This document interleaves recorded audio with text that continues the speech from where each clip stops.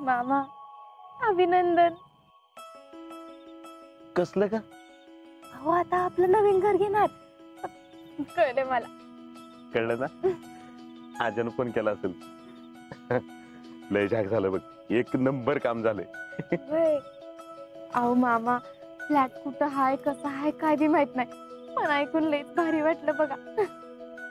मामा यांनी तुम्हाला आधीच सांगितलं होतं ना, मग तुम्ही जाऊन बघून आला व्हय नवीन घर? अगं कुठलं काय, आपल्या घरात रोज काय ना काहीतरी नवीन घडत असते, त्याच्यामुळे जाणंच झालं नाही. आणि त्यात कारखाना. पण बघू, जाऊ आपण लवकर.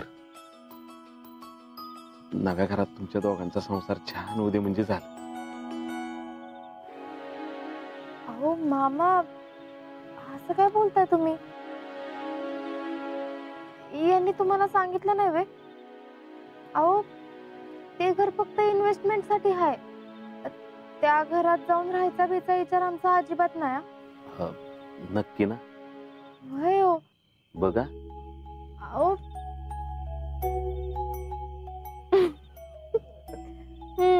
करा, माझी चेष्टा करा तुम्ही. एक तर यांना आयडिया बी तुम्हीच दिली आणि आता माझीच फिरकी घ्या. पण मामा एक सांगू, जग हिकडचं तिकडं जरी झालं तरी हे घर आणि हितली माणसं सोडून मी कुठं बी जाणार नाही.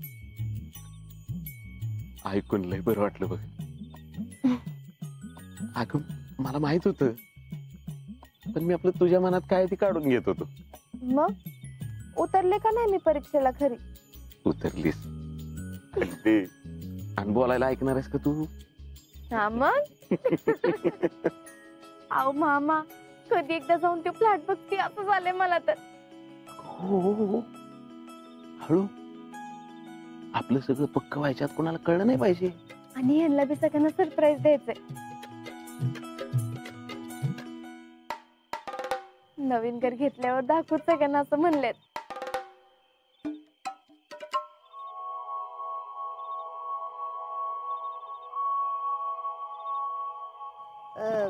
काय हो, काय बोलत होते तुम्ही आता?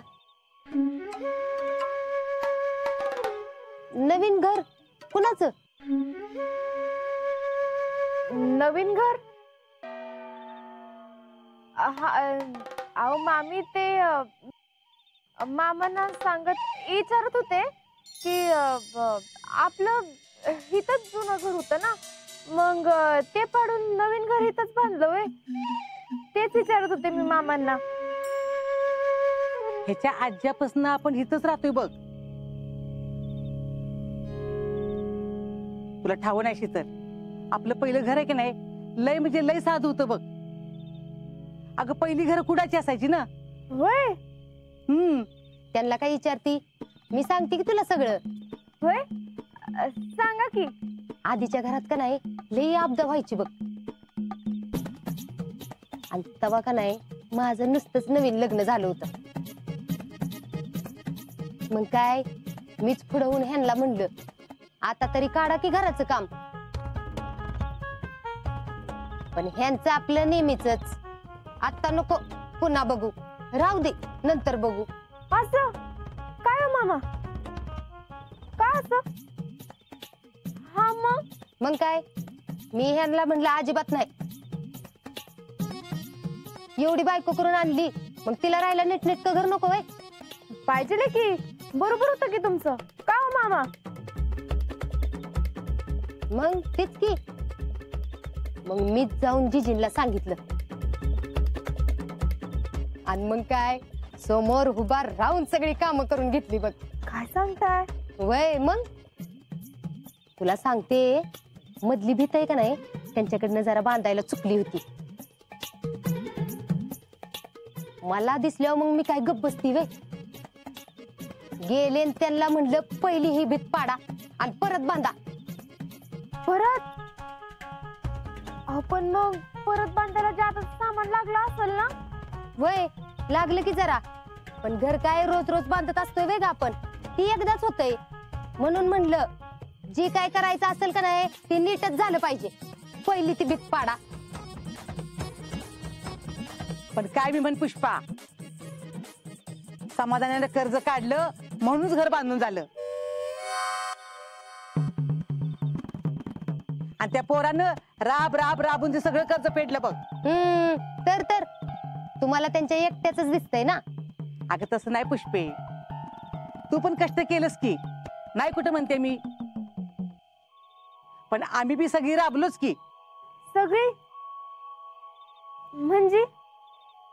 अगं तेव्हा घराचा खर्च लय वाढत होता. मग पुष्पीने एक नामी आयडिया काढली. म्हणले आपण मिस्त्रीच फक्त बोलवू, गडी बोलवायचेच नाही, आपणच काम करू. मग घरासाठी ईट वाळू खडी मी जीजी पुष्पी जेडी सगळे मिळून व्हायचो. आम्ही समद्यांनी मिळून हे घर उभं केलं असं म्हणलीस तरी काय हरकत नाही बघ. म्हणूनच तुमच्या सगळ्यांचं या घराशी एवढं घट्ट नातं आहे. वय तशी सगळीच राबल्यात, पण मी माग लागले आणि हट्टाला पेटले का नाही, म्हणून तरी यांनी कर्ज काढलं. होय, म्हणजे नवीन नवीन बायको आहे, जरा हट्ट पुरवला पाहिजे तिचा. तसा अजून मी हट्ट पुरवतो बरं का तिचा. हे खरं आहे बरं का, एवढ्या बाबतीत ना खरंच मला पुष्पीचं कौतुक वाटतं बघ. समाधानच्या माग लागून लागून हट्टानं तिनं घर बांधून घेतलंच बघ. पण एक सांगू का पोरीनो, कायमचं ध्यानात ठेवा, घर हे बाईमुळेच उभं राहतं बघ. काय शीतल, पटते का नाही? पटते, एकदम 100% पटते बघा.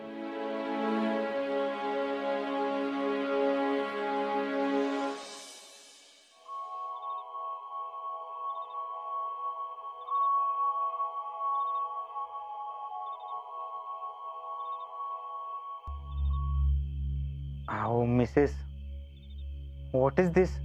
काय झालं आता? अहो आपण ह्या घरात कमबॅक कशासाठी केलाय? त्या शितलीला त्रास द्यायला. करेक्ट. मग ती बघा बाहेर कशी खुश आहे ती. असू देतो, तसे बिल्लही दिवस खुश नसणार आहे ती. अहो पण आपण काहीतरी केलं पाहिजे ना. चला डिस्कस करू. काय डिस्कस करायचे हो? तुम्ही ना जरा शांत बसा, बाकी सगळं मी बघते. तसं बी मी होते म्हणून या घरात तरी आलो आपण, आता बसलो असतो तुमच्या त्या ऑफिस मध्ये काकडत.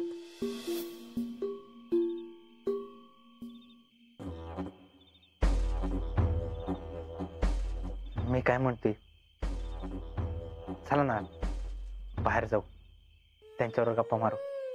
कशाला? अहो कशाला म्हणजे एकत्र बसून फॅमिली सोबत गप्पा मारल्या पाहिजेत, छान वाटेल त्यांना बी. त्यात काय छान वाटायचंय? कोणी सांगितले हो एवढं थंडी गारठ्याचं बाहेर जाऊन बसायला? त्यापेक्षा मी आपली आतमध्ये जाऊन पडते माझ्या खोलीत. अहो पण बघू तर नक्की काय चाललंय त्यांचं. ओ, तुम्हाला लईच पुळका आला असेल ना, तर तुम्ही जाऊन बसा, मी चालले आतमध्ये.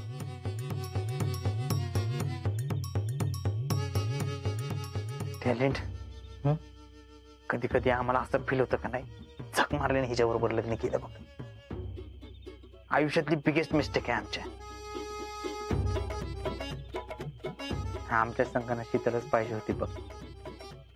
सगळ्यांना समजून घेणारी, मन मोकळेपणा बोलणारी. खरंय भैया, टॅलेंट ह्या शीतल सारख्या पोरीस घर टिकवतात बघ, नाहीतर ही.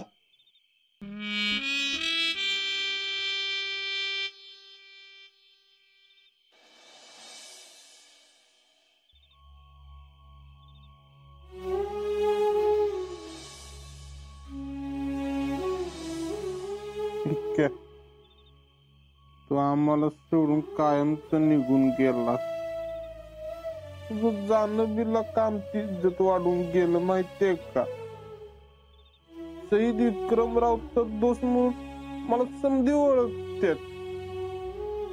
आज तू इथं नाही, आज्या बी नाही लाग. तुझं अर्धवट राहिलेलं काम तो पूर्ण करतोय. पण नका मीच एकटा बोललो नका. इक्या तुझी नका लय आठवण येते मला. आज्या संग आदनं मधनं फोनवर बोलणं तरी उत्तर, पण तुझ्या संग कसं बोलू नका. कुठल्या नंबरवर फोन लाव तुला. लयच लांब गेलाय तू इतक्या. तुम्ही दोघं जवळ नसला ना माझं दोन्ही हात गोवून गेला ग तो वाटत. माझ्या आयुष्यातलं सगळं कॉन्फिडन्स गेल्यासारखं वाटत मला. रावले काय झालं? झोप येणार का तुला? नाही काय ना. मग दोस्ताची आठवण येते का तुला? होय. अरे येणारच की. अरे किती वर्ष तुम्ही एकत्र होता, आता लांब गेलात एकमेकापासून. बापू मला एक घर सारखं खायला उठत. माझं कुणीच नाही असं वाटत मला. अरे असं का म्हणतोय? आम्ही आहे.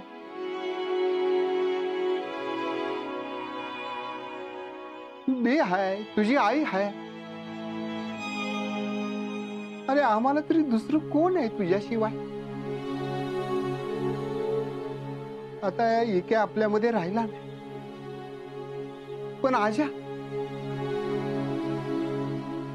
त्याला तर तू हक्कानं फोन करू शकतोस. फोन करू शकतो बापू मी, पण शेवटी दोस्त ते दोस्त असते. तुम्ही हायसा की दोघ, मी नाही कुठं म्हणलंय, पण तरी पण राहुल्या, अरे आमच्या दोघांना तुझा मित्र समज की रे. रावल्या, तुला घरात राहूशी वाटत नाही मी समजू शकतो, पण घर आपल्या माणसाने बनत.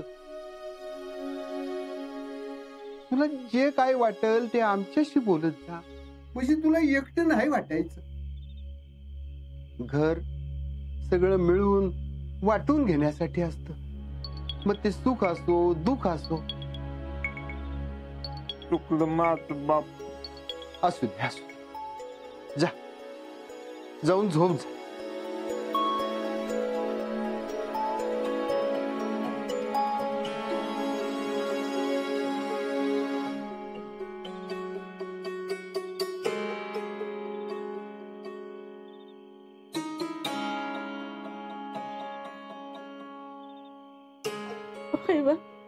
पोरगाला एकटं पडल्यासारखं वाटतंय ना आपलं. आपलं पोरग बाबड आहे, इतरांच्या पेक्षा त्याला गती कमी आहे. समध्या गावाचा चेष्टेचा विषय आहे. तो नशीबवान आहे, आणि म्हणून त्याला आजा एकासारखे दोस्त मिळाले. बाबा बरीच जास्त प्रेम केलं त्यांनी त्याच्यावर, सांभाळून घेतलं त्याला. खरंय तुमचं, त्याला सांभाळून घेणार कोणी नाही म्हणून तरी एकटं वाटतंय. काय काळजी करू नका, उद्याची सकाळ होऊ द्या. बघा समजा कसं व्यवस्थित होईल. समजा व्यवस्थित होईल.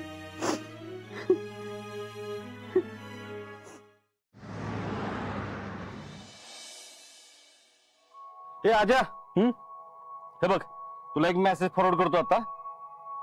कसलं? अरे कर्जासाठी काय काय लागते ना, सगळी कागदपत्र आहेत त्याच्यामध्ये. कसं आहे, सगळी कागदपत्र रेडी असली ना म्हणजे टेन्शनच नाही ना.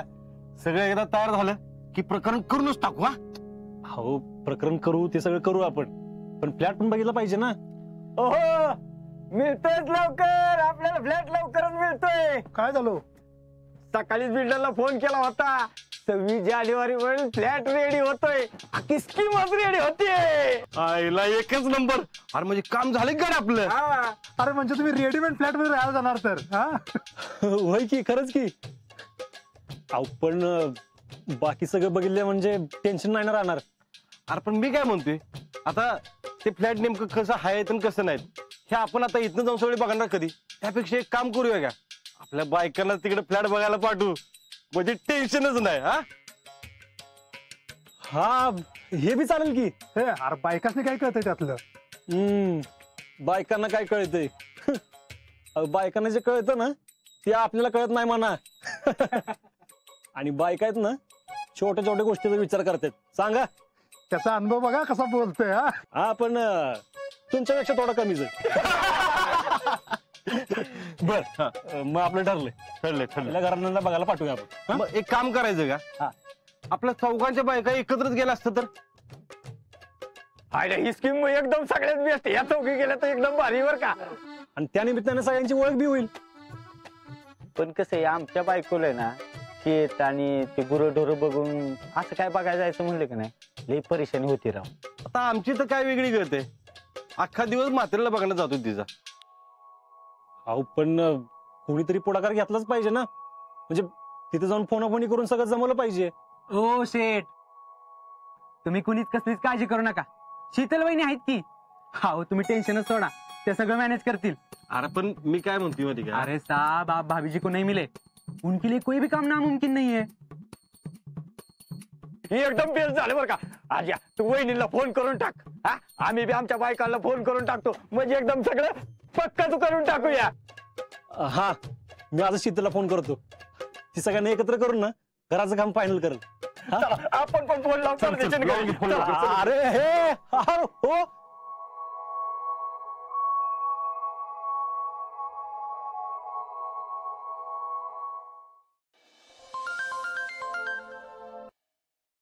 जय हिंद फौजी. जय हिंद.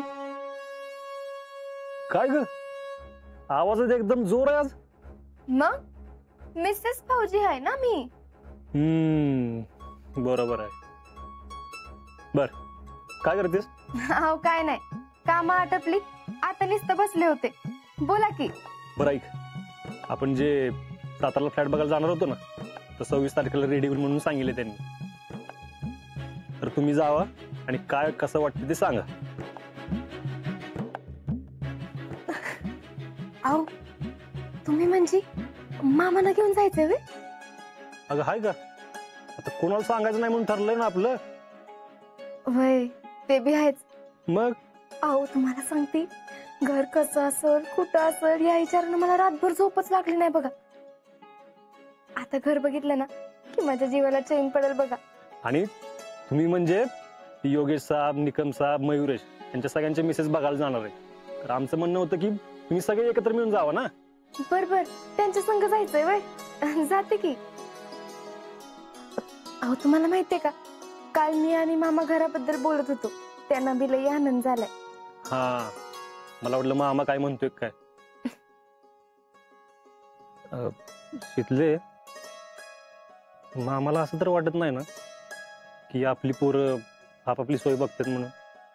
अहो नाही नाही, हा अजिबात नाही. उलट ते म्हणले त्यांना बी घर बघायचंय. बरं झालं. बरं ऐक, मला आता सारखं फोन करता येणार नाही, ते मी निकम साहेबांच्या बायकोचा फोन नंबर पाठवून देतो, त्यांच्याशी बोल आणि काय ते ठरव. मग बर ठरवते. वयो फोन करता येणार ना असं का म्हणलात? अगं ह्यो हप्ता आमच्यासाठी लय मुश्किल असतो. 26 जानेवारी आहे ना, देशात काय बी घातपात होऊ नये म्हणून या आठवड्यात आम्हाला सज्ज व्हायला लागतं.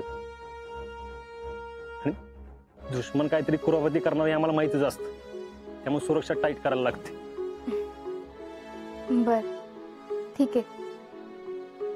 अहो काळजी घ्या. होय ठेवू का?